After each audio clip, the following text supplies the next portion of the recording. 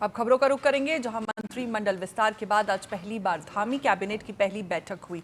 इस बैठक में धामी कैबिनेट ने 16 बड़े फैसलों पर मुहर लगाई। इन फैसलों में न्यायिक अधिकारियों को ई व्हीकल पर ब्याज छूट देने का निर्णय लिया गया। साथ ही फ्री बिजली योजना में सब्सिडी वसूली एक्ट को भी मंजूरी दे दी गई है। इसके अलावा धामी कैबिनेट ने गृह विभाग 2025 में बनी नियमावली को लागू करने की अनुमति दे दी है। साथ ही गृह विभाग में उत्तराखंड होमगार्ड के लिए नियमावली बनाई गई है, इसे भी कैबिनेट में मंजूरी दी गई है। कैबिनेट ने गृह विभाग भारतीय न्याय संहिता लागू होने के बाद प्रशिक्षण के लिए विशेषज्ञों को रखने की अनुमति दे दी है।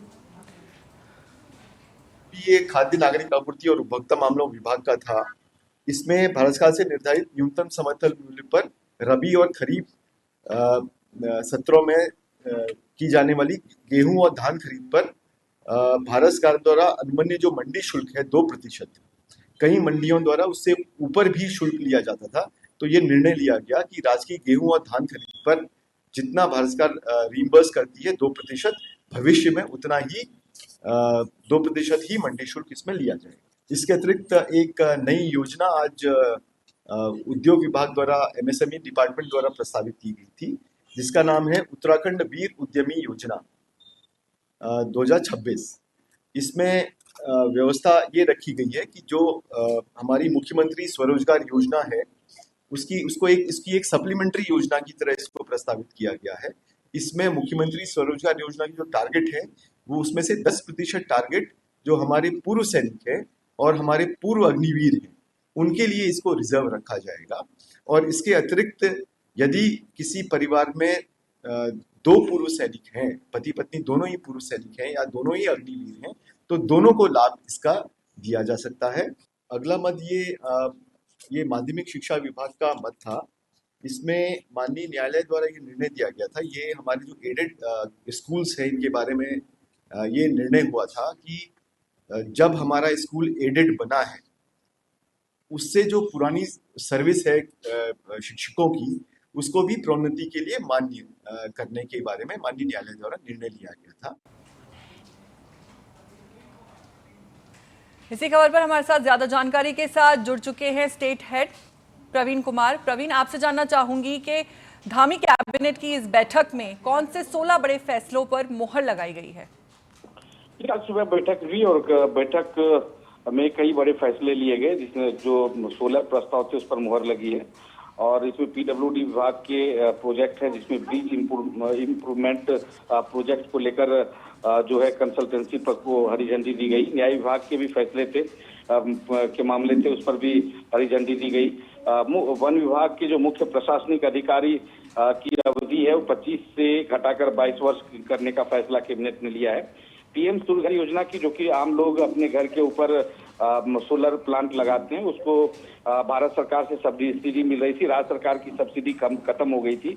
उस पर सरकार ने ये फैसला लिया है, कैबिनेट ने ये फैसला लिया है कि 31 मार्च तक जो सोलर प्लांट लगे हैं उसको घर पे जो लगे हैं सूर्य घर योजना के तहत उसको भी सब्सिडी दी जाएगी। उच्च शिक्षा विभाग में एक प्राइवेट जो विश्वविद्यालय को मंजूरी दी है, कैबिनेट ने मंजूरी दे दी।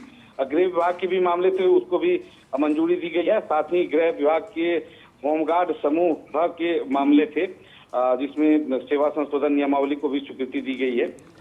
गृह विभाग के एक और मामले थे जिसमें पुलिस की फॉरेंसिक साइबर और आईटी प्रशिक्षण को लेकर जो उस पर भी निर्णय लिए गए हैं।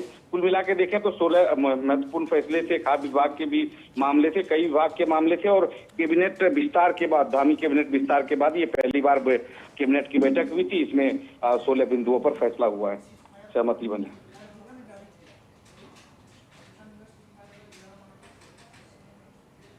जी, आपसे ये भी समझना चाहूंगी मैं कि जैसा कि नई नियमावली लागू करने के फैसले से क्या सरकार प्रशासनिक नियंत्रण मजबूत कर राजनीतिक स्थिरता हासिल करना चाहती है?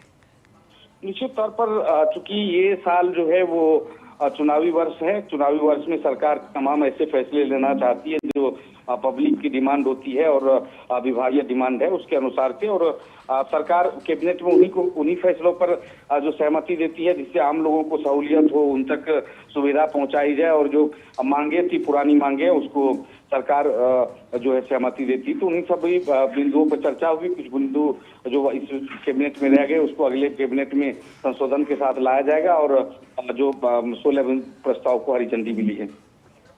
जी, आपसे ये भी जानना चाहूंगी मैं प्रवीण के भारतीय न्याय संहिता लागू होने के बाद प्रशिक्षण और नई नियमावली लाने से क्या राज्य में कानून व्यवस्था की छवि सुधारने की राजनीतिक कोशिश दिखती है? निश्चित तौर पर सरकार की कोशिश यही है कि राज्य में जो कानून व्यवस्था है उसको मजबूत किया जाए और उसको ज्यादा से ज्यादा सुदृढ़ किया जाए। उसके इसी सिलसिले में ये महत्वपूर्ण कदम है कैबिनेट का और अभी उम्मीद की जा रही है। जी, चलिए, बहुत बहुत शुक्रिया आपका प्रवीण, हमारे साथ जुड़ने के लिए और जानकारी साझा करने के लिए।